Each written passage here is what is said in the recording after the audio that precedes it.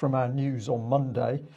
Just want to look at the government documents which show this incestuous relationship with Mr. Gates. So this was a report, Private Foundations, from back in 2012, and if we highlight it, there was actually a massive section on the Gates Foundation and its relationship with the Department for International Development. In the document, you had tables of projects where Gates is involved. So we've got the Global Alliance for Vaccines and Immunisation, Gavi, which you've been talking about. We've got the Global Fund to Fight AIDS, the Rollback Malaria, the Global Polio Eradication Initiative. They all sound wonderful, but when you get into those projects and look at the actual effects, many of them have been extremely damaging. And I think it's unbelievably cruel and cynical that he uses third world countries to carry out his experiments. And we can ask the question that you are intimating, really, which is, what is the relationship between this man and the British government? Is the British government using Bill Gates, or is Bill Gates actually the paymaster of the British government? Well, more on that in a minute.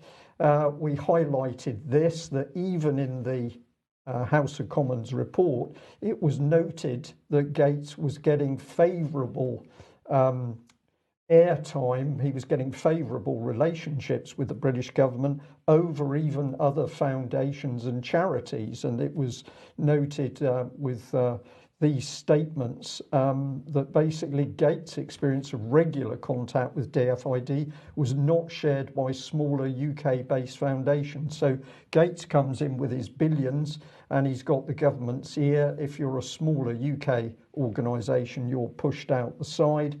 So why does he enjoy these privileges? Has he got power over people? Is he buying them? These are the questions we need the British government to answer.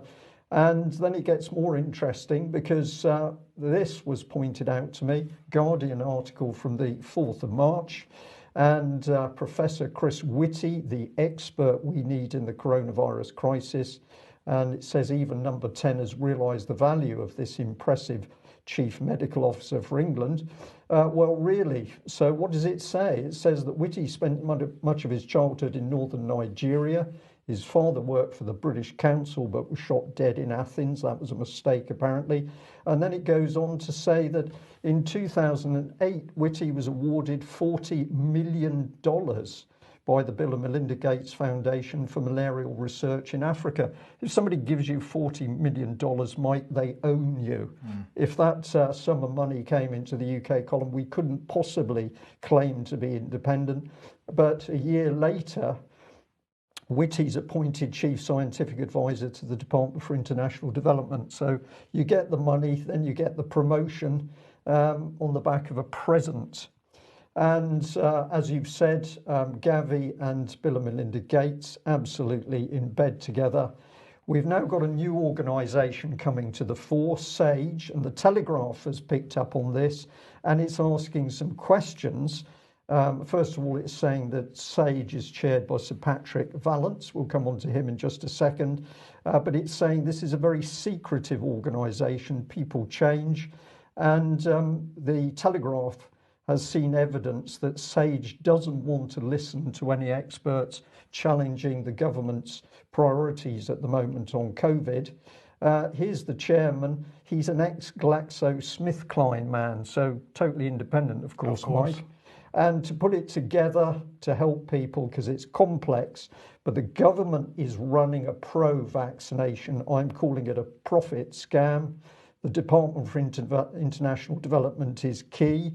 It is helping to promote and work and fund Bill Gates. But of course, Bill Gates is getting his own publicity from the BBC. In the sidelines, Imperial College has been pumping in those flawed statistics to ramp up fear of the virus. And they've also been working with Gavi to promote vaccinations for Bill Gates. And then we've got DFID pumping money in, and we learn that DFID is going to be hosting the Global Vaccine Summit 2020 in June for Gavi itself. How incestuous do you have to get? And on the sidelines, then we can now see that Bill Gates just gave that 40 million, not a bung, you mustn't call it a bung, to Chris Whitty. And he happens to also be one of the people sitting on the SAGE board, which is denying evidence from other people. So if you ask, how does it work? That's how it works.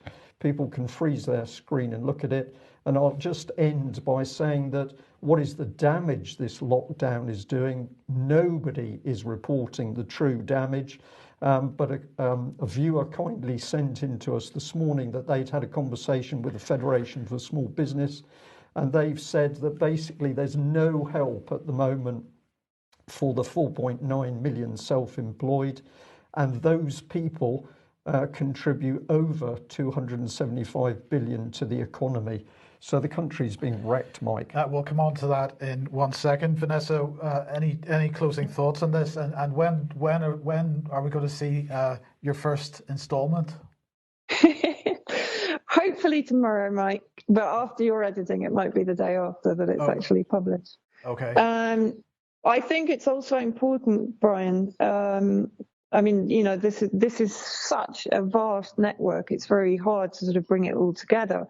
But I think what's important is the primary UK funding of Gavi, which actually took me by surprise, but also the fact that they've already pledged 20 million to CEPI, to the Coalition for Epidemic Preparedness Innovations, which of course is the other Gates organisation, a coalition that was set up to further immunization agendas. But also in March 2020, the Gates Foundation, Wellcome and MasterCard committed 125 million in seed funding to speed up the response to COVID-19.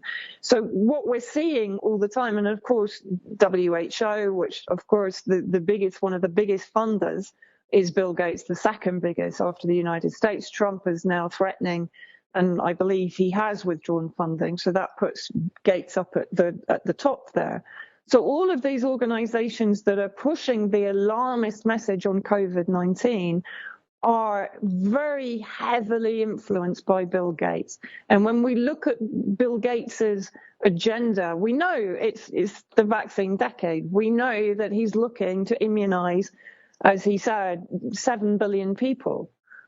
He's threatening that the lockdown be maintained until the vaccination is ready.